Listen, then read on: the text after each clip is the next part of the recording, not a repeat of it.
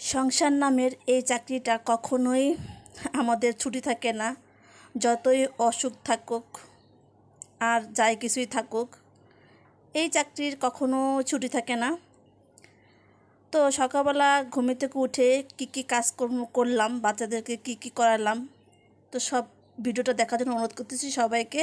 আসসালামু আলাইকুম, আশা করছি সবাই ভালো আছেন। আলহামদুলিল্লাহ, এই তো আমরা সবাই ভালো আছি। প্রতিদিনের মতন আরেকটা নতুন ভিডিও নিয়ে চলে আসলাম।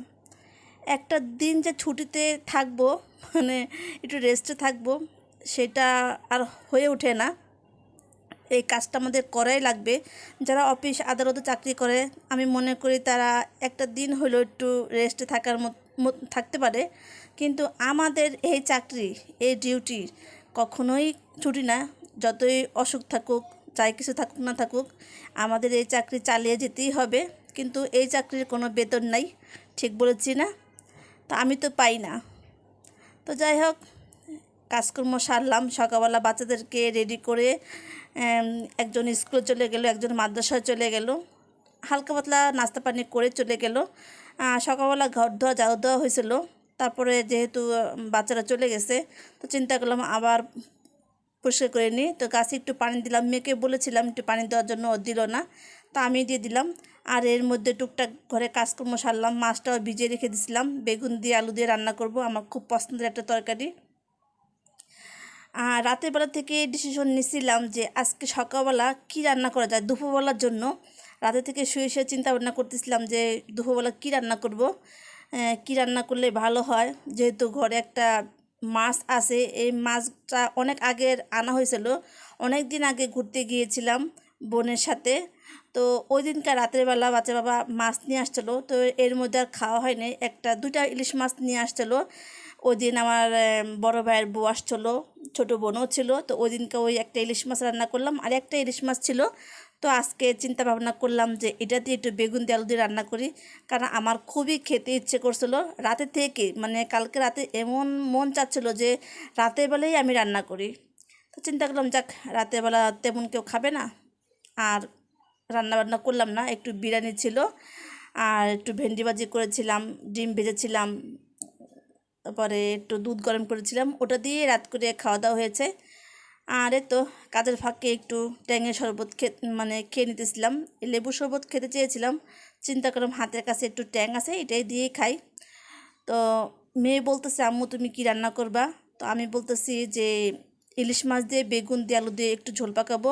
তো বড় মেয়ে বলল যে নাম্মু একটু এটাকে মানে ভুনা ভুনা করতে, মানে ভেজে, ইলিশ মাছ ভেজে পেঁয়াজ আর কাঁচামরিচ আলাদা করে ভাজতে বলছিল। তো আমি বললাম না, আজকে আমার পছন্দের মতো রান্না করব, ইলিশ মাছ দিয়ে বেগুন দিয়ে আলু দিয়ে একটু ঝোল পাকাবো। তো আর বড় মেয়ে কিছু বলে নাই, যে ওটা রান্না করলেই তো ভালো হইতো। তা আমি বললাম না, আজকে এভাবে রান্না করব আমার পছন্দের মতন, তোমরা খেলে খাও, না খেলে না খাও, এই কথাটাই বলেছিলাম। তো যাই হোক, ইলিশ মাছ আমার বাচ্চারা খুবই পছন্দ করে, খাবে সবাই। তো আজকে আমার আমার পছন্দ অনুযায়ী রান্নাবান্না করতেছি। তো আজকে খুব মিস করতেছি বাচ্চা বাবাকে, তাকে ফোন দিয়েছিলাম, তারা আস্তে আস্তে অনেকটা রাত হয়ে যাবে, এসে খেতে পারবে কি না সন্দেহ। তো আমি তো ইলিশ মাছটা কেটে নিচ্ছি, মাছটাও মানে বেগুনটাও ধুয়ে পরিষ্কার করে নিলাম। এই তো আমার এই মাছটা এরকম সাইজ হয়েছে, এ কটা মাছ হলো একটা ইলিশ মাছে। তো মাছটা আমি কষিয়ে তো রান্না করব। তো চেয়েছিলাম প্রথমে ভেজে রান্না করব, আমার না তাজা মাছগুলি মানে ভেজে রান্না করতে একটু ভালো লাগে না। আমি বেশিরভাগ মাছ একটু কষিয়ে রান্না করার চেষ্টা করি, আমার কাছে ভালো লাগে। আর বাচ্চাদের জন্য একটু ভেজে দিই, যে মাছটা ওরা খেতে চায় না সেই মাছগুলি। আর এই তো এখানে একটা মাছ আর একটা মানে ওই মাছের পেটিটা রেখে দিলাম বাচ্চা বাবার জন্য। সে যদি রাত করে দেরি হয় আসতে, তাহলে ওটা তার জন্য একটু ভেজে দিব।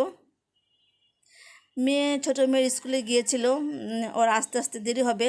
তো আজকে অনেক দিন পর ওর স্কুল শুরু হইলো, তো আসার সময় তো ফুচকা নিয়ে আসলো। তো মেয়ে বললো যে আম্মু ওদের ছুটি হতে দেরি হবে। তো আমি বলছি আচ্ছা ঠিক আছে, তুমি পরে যাইও। তো এর মধ্যে আমার রান্নাবান্নাও প্রায় হয়ে আসতেছে, আর মাছগুলি কিন্তু আমি ভালো করে কষিয়ে উঠিয়ে রেখে দিয়েছিলাম। আর এই তো একটু বেগুন আলু দিয়ে একটু ভালো করে কষিয়ে নিলাম, আর এই তো মাছগুলি কষিয়ে উঠিয়ে রাখলাম। তো এখন আমি ঝোলের পানি দিয়ে দিব। মোটামুটি আমার তরকারি কষানো হয়ে গেছে, তো একটু ঝোল ঝোল করে রান্না করব, বেগুন তরকারি তো মানে একটু ঝোল ঝোল করে রান্না না করলে পরবর্তীতে না একেবারে মাখা মাখা হয়ে যায়, ওটা আর আমার কাছে তেমন একটা ভালো লাগে না খেতে। এই জন্য চেষ্টা করলাম একটু ঝোল ঝোল করে রান্না করলে ভালোই হবে। আমার বাচ্চারাও কিন্তু একটু ঝোল তরকারি পছন্দ করে, ওরা একটু ভুনা টুনা একটু কম পছন্দ করে, আমি একটু ভুনা টুনাও কম পছন্দ করি। তো যাই হোক, ছেলে এখনও আসে নাই। তো মেয়ে আমাকে বলল, আম্মু তুমি একটু খেয়ে নাও। তো আমি প্রথমে চেয়েছিলাম যে খাবো না, তো জোর জবরদস্তি করে আমাকে কয়েক পিস দিল। এই তো ছোটো ছোটো সাইজের ফুচকাগুলি খেতে ভালোই লাগে। তো ছেলের জন্য আমি দাঁড়িয়ে আছি, তো ছেলে এখন আসবে। এই তো এসে পড়েছে। তো আমাকে বলতেছে ছেলে যে তুমি কীভাবে বুঝলে আমি আসতেছি? আমি বললাম আমি তো মা, আমি জানি তুমি এখনই আসবা। তো আমার ছেলে বলল, ও মারা কি আগের থেকেই জানে? তো আমি বললাম হ্যাঁ আমি জানি। তো যাই হোক, ছেলে রুমে ঢুকে গেছে, গোসল টোসল করেই গেছে, এখন আর গোসল করবে না। তো আমি বললাম একটু জিরিয়ে নাও। তো মেয়ে বলল যে তোমার জন্য আমি ফুচকা রেখেছি। তো বললো দাও আমাকে এক পিস দাও। তো আমি বললাম বেশি দিও না, কারণ ও এখন ভাত খেয়ে তারপর চলে যাবে। তো ভাইয়ের জন্য কয়েকটা পিস ফুচকা রেখে দিয়েছিল, তো ওটা খাচ্ছে। তো এখন একটু পরে খাওয়া দাওয়া করে তারপর চলে যাবে। ও 2টার সময় আসে, আবার 2:30টার সময় চলে যায়। আবার আসরের নামাজ পড়ে আসে, একটু হালকা পাতলা খাওয়া দাওয়া করে তারপর আবার চলে যায়। আস্তে আস্তে প্রায় 9:30 10টার মতন বেজে যায় বাসায় আসতে আসতে। তো হয়তো রান্নাবান্না শেষ করেছি, আর ছেলেকে বললাম তুমি বসো, খাবার দিতেছি। এই তো রান্নাবান্না শেষ। কেমন হয়েছে অবশ্যই কমেন্টে জানাবেন তরকারিটা, কালারটা কেমন আসছে। ভাতও হয়ে গেছে, গরম গরম ভাত এখন খাবো। তো ভিডিওটা কি যদি আপনাদের কাছে ভালো লেগে থাকে তাহলে অবশ্যই একটা লাইক দিবেন ভিডিওতে।